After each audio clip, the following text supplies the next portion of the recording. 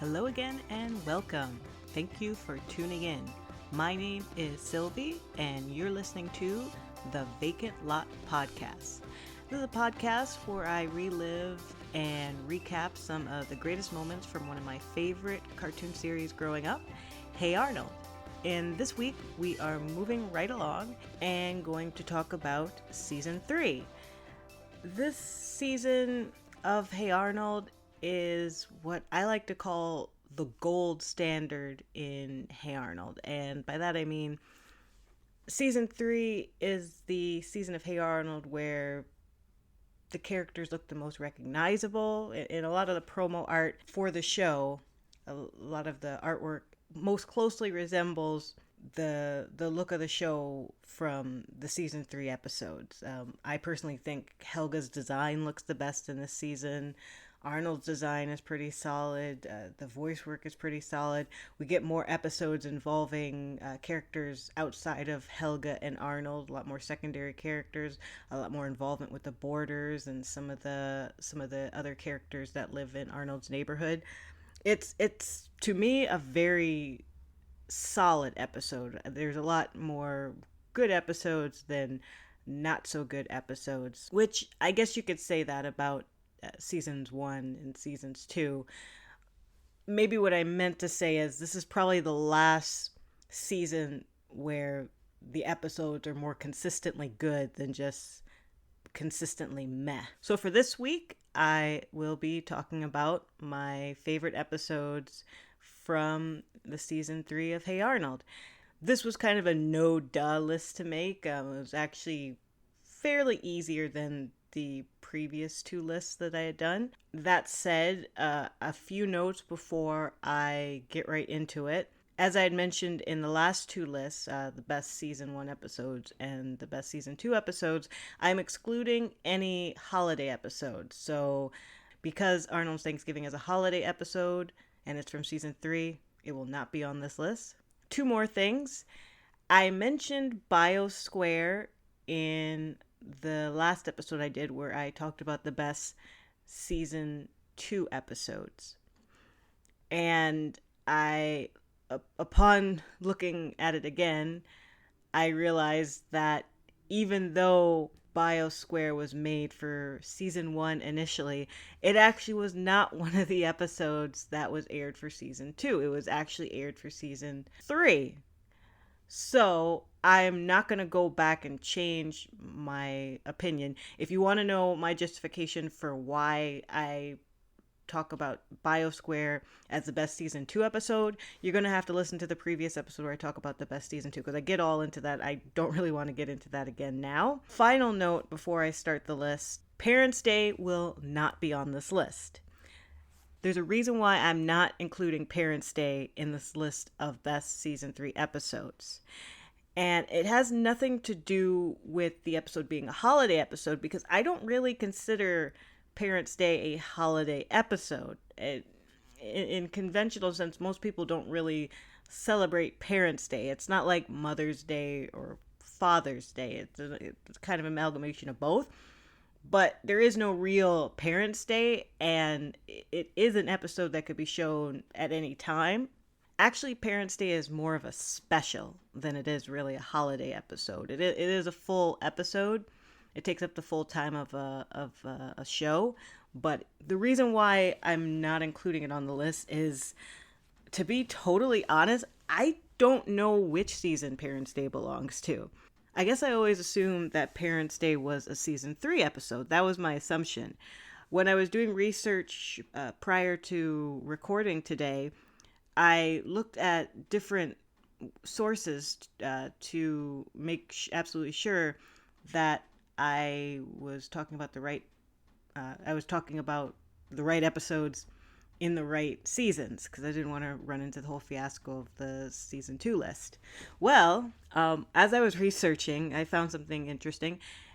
The website heyarnold.wikia.com lists Parents' Day as both a season 3 and a season 4 episode. It depends on which page you're on the Wikia, but there's one page that lists it as a season 4 episode, And then on another page, when it's describing the actual episode, is called season 3. So even there's a bit of conflict on which season Parents' Day is supposed to be on. So I went on the unofficial comprehensive site, hey-arnold.com, which has been around forever. Like, that site's been around since the late 90s, since the show first came out. So that's a pretty good authority on a lot of trivia and a lot of good information on the show Hey Arnold.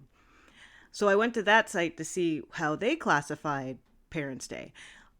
On that website, Parents' Day was classified as a season 5 episode, although the site creator did admit that the episode probably should have been intended for season 3.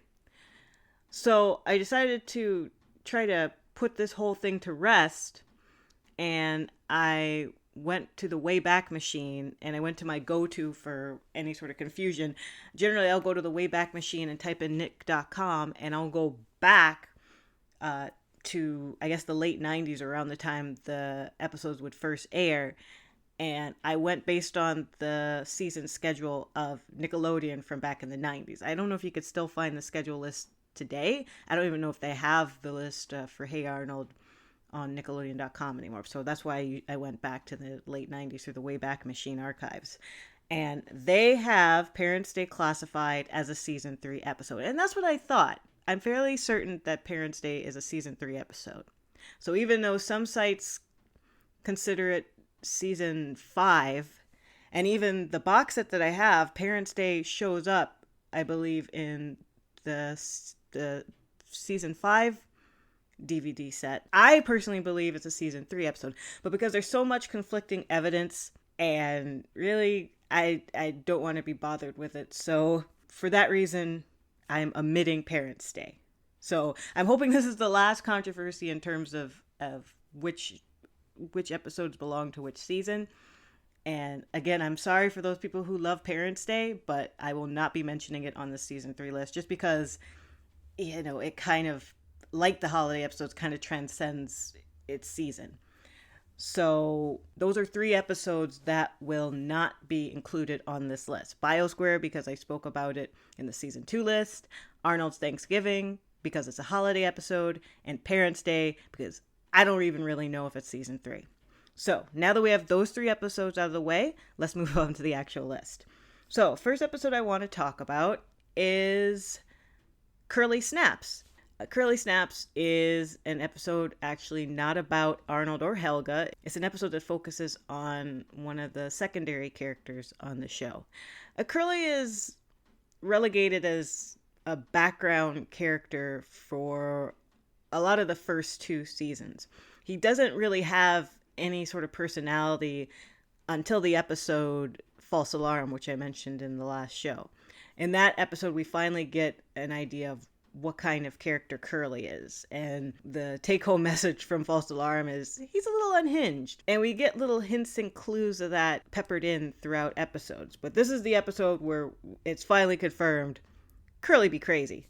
So in this episode, Curly's excited to be chosen as the next ball monitor, the kid responsible for carrying the balls and collecting the balls and deciding which kids get balls during recess. So when the day finally comes to pick the new ball monitor and Curly is not chosen, first he goes from being into a catatonic state of shock, and then he ends up barricading himself in Principal Wart's office with the balls and proceeds to attack the entire school with his arsenal of balls.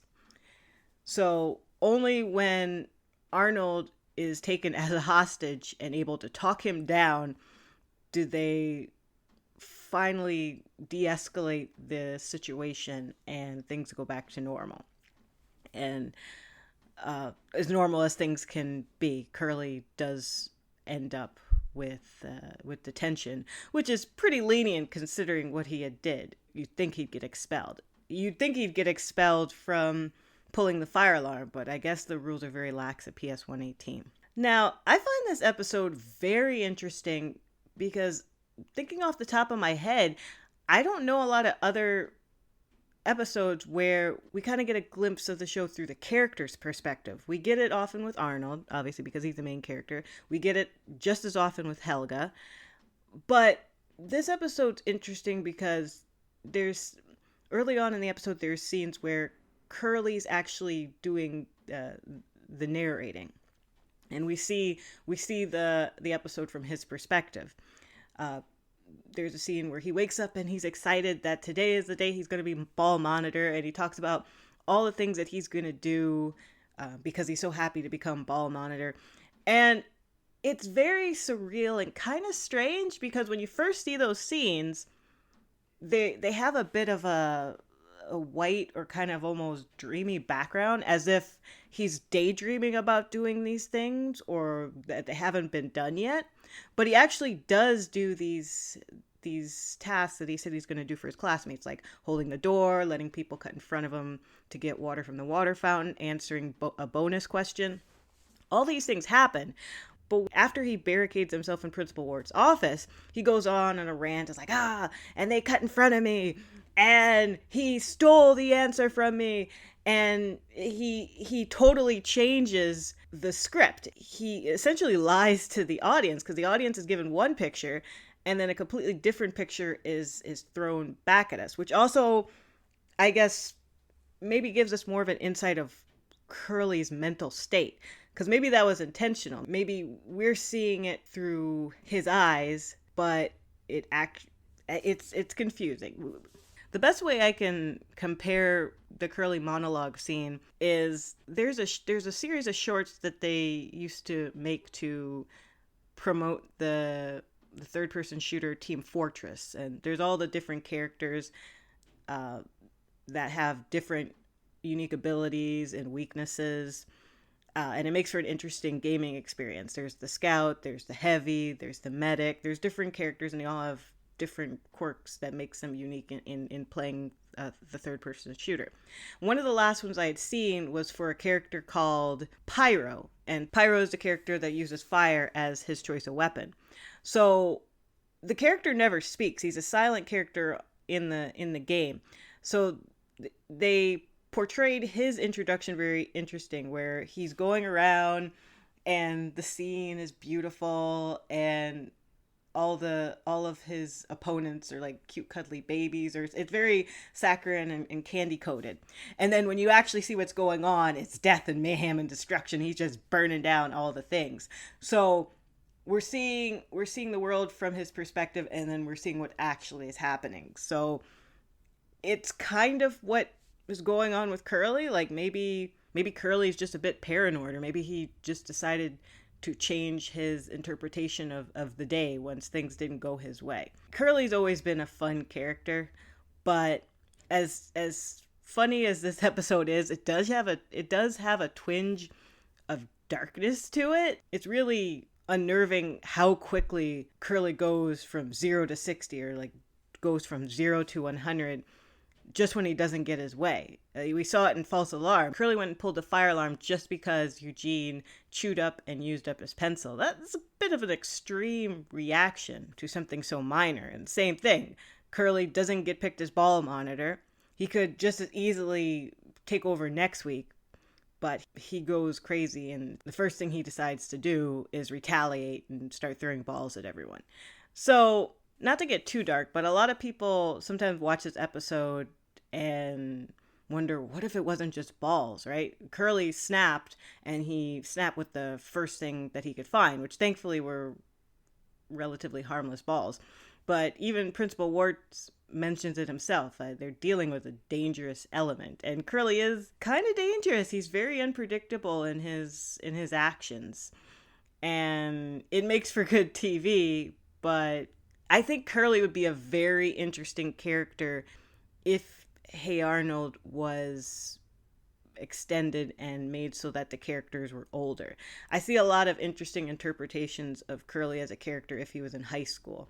A lot of people just extrapolate his zany and quirky nature to just being a zany and quirky teenager. Some people say he would probably grow out of it and be almost a bit of a playboy, kind of a revenge thing to Rhonda, who's always buffing his advances. And yeah, some people kind of put a combination of the two, where he grows up to be very handsome, but he still has that twisted sort of dark side, and he might use that to his advantage to manipulate people. And I'd love to see more of Curly. Curly Snaps is a great episode, and I really hope that should the show get picked up for more episodes, we get to see more of it. Next episode I'm going to talk about, be a quick one because I mentioned it before in the list of best Helga episodes. Helga Blabs It All. You know the drill. This is the Helga episode where she confesses her love to Arnold over the phone, and she must break into the boarding house in order to retrieve the voicemail before Arnold can hear it. So, same reason why I like this episode on the best Helga episodes list. It's a good episode. In my opinion, it's one of the best Helga retrieval episodes. The stakes are raised. Helga pulls off some crazy Mission Impossible moves just to get that tape. And it's just an all-around funny episode.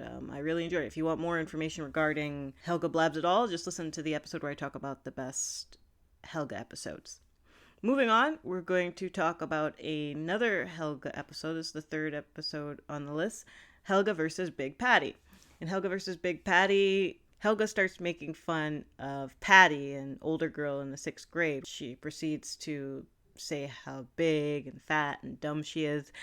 And eventually word gets out and Big Patty gets wise to it. So when Big Patty catches her, she says, "You and I are going to dance." She's going to beat her up.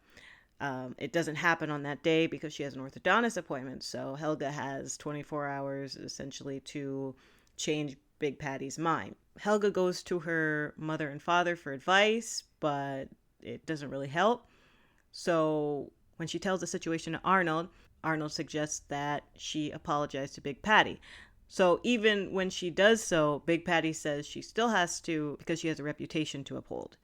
So when Arnold finds out that Big Patty's still going to beat Helga up, he approaches Big Patty and pleads Helga's case, saying that she's not really that bad. She just says things because she has unresolved conflicts and the like. And ultimately, that convinces Big Patty to not lay a finger on Helga. I think this episode is cute. It's an Arnold Helga episode. It shows the caring nature of Arnold. The altruistic nature, if you will. Arnold doesn't really have anything to gain or lose from Helga getting beaten up, but he doesn't want to see anyone get hurt. So even though Helga's a brash character that's always mean to him and bossing him around, he still can't bear to see her harmed. So he goes out of his way to convince Big Patty not to harm her. I think it's really sweet. We get to see more of Helga's home life. So it kind of confirms Arnold's take on her having unresolved conflict. She's bitter. She feels neglected. She's going to get beat up, and her parents more or less don't really care. Big Bob's watching his fight, and Miriam is making her infamous smoothies. I know there's a different little motif or theme in this episode, and it's about bullying. Big Patty's always portrayed as this big, bossy, lumbering bully, and Helga even calls her a bully. But in the few instances where we see her, Big Patty, in the show, the other episode, which is in season 2, is the one where Lila's introduced. That's the first time we see Big Patty. And yes, Big Patty does beat up Helga in that episode, but only because she constantly gets caught in the crossfire of Helga's mean traps that she has set up for Lila. Big Patty doesn't actively seek out Helga and pummel her for no reason.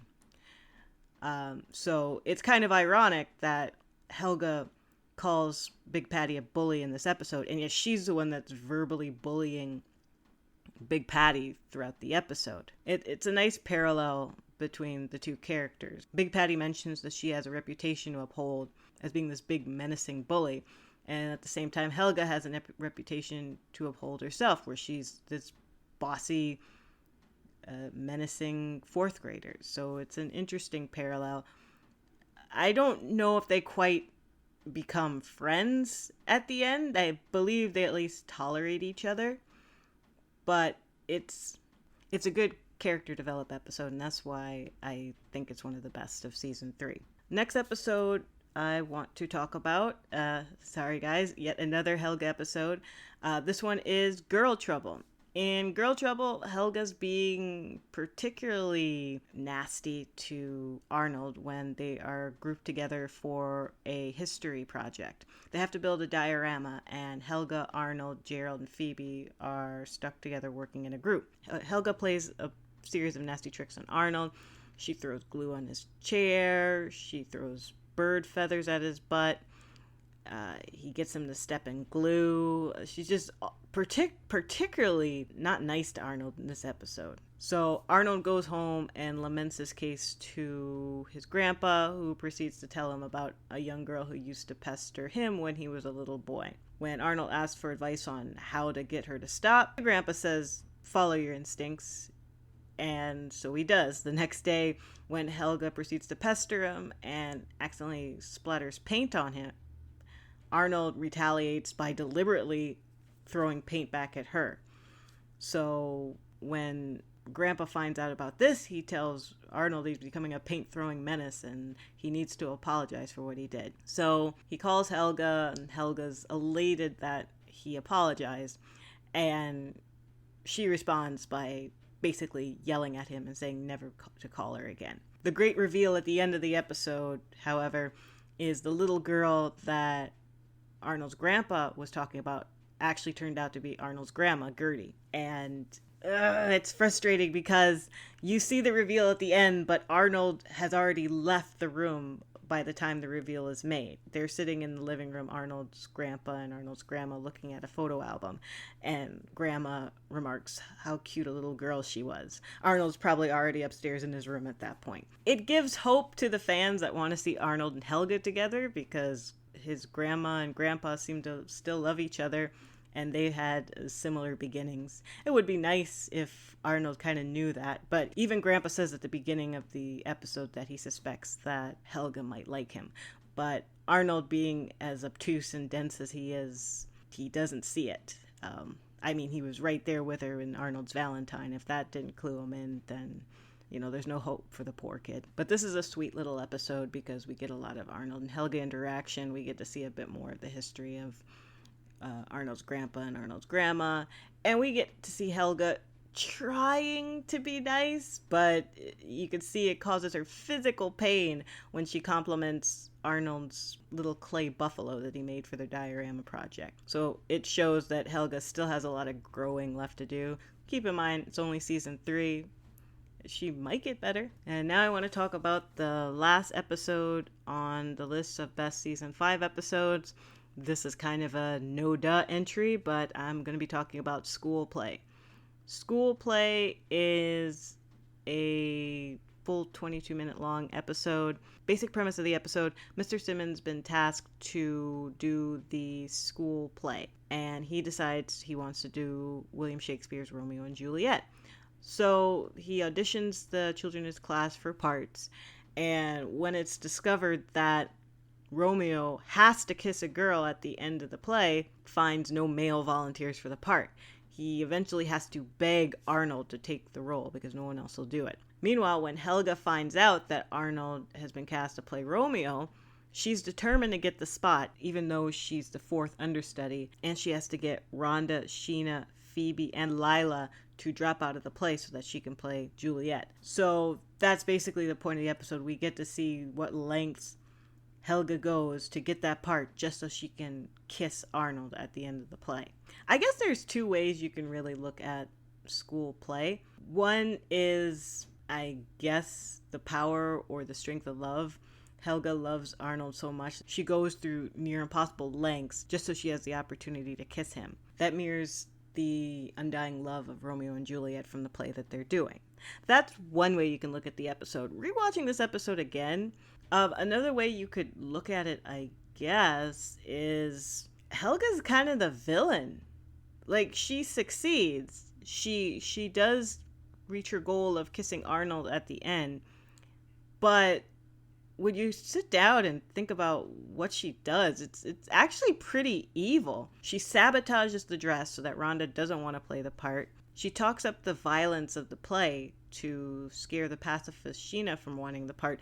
She even psychs out her best friend. Yes, Phoebe, the second understudy, her best friend, who initially seemed very confident in playing the part of Juliet. Helga proceeds to instill in her the fear of the stage. She's trying to give her massive stage fright, which succeeds. And it's only when Helga approaches Lila that she finally meets her match. She can't intimidate or psych Lila out.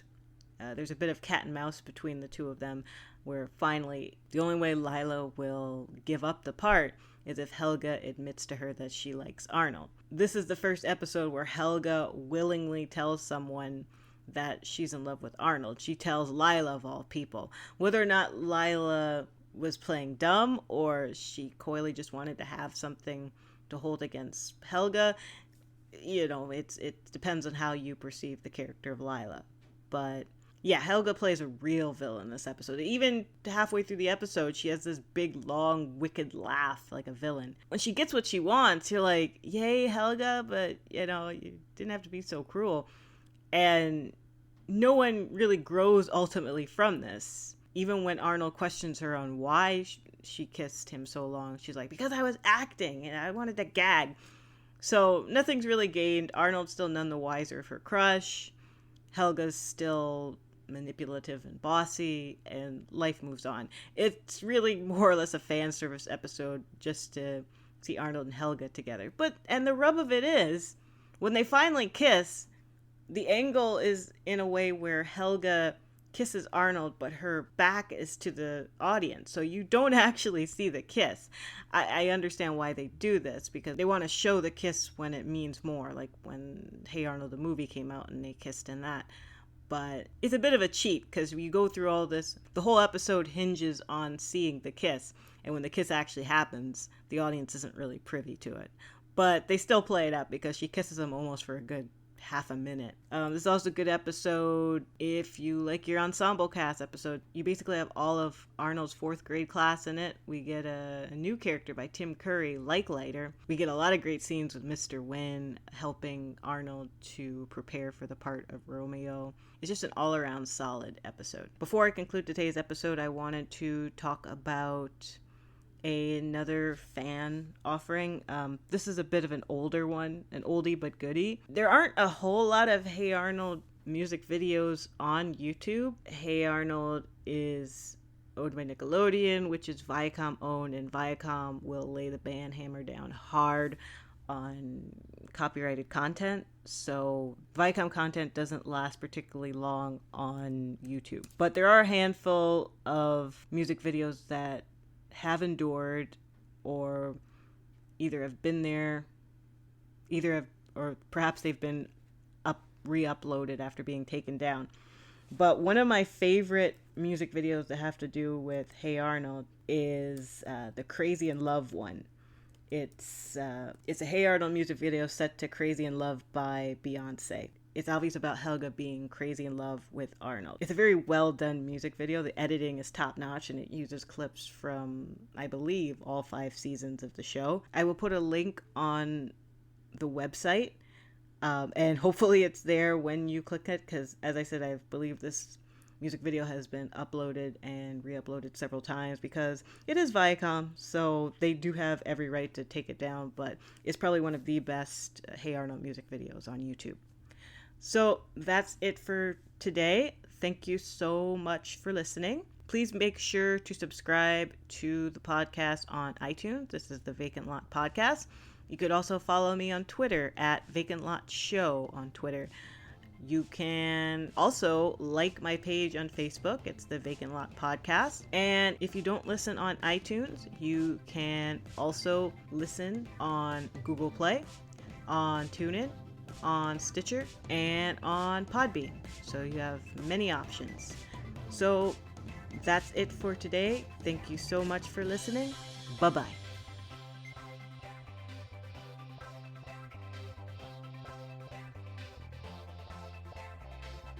The song you are listening to is Sweatari by the band Escalate.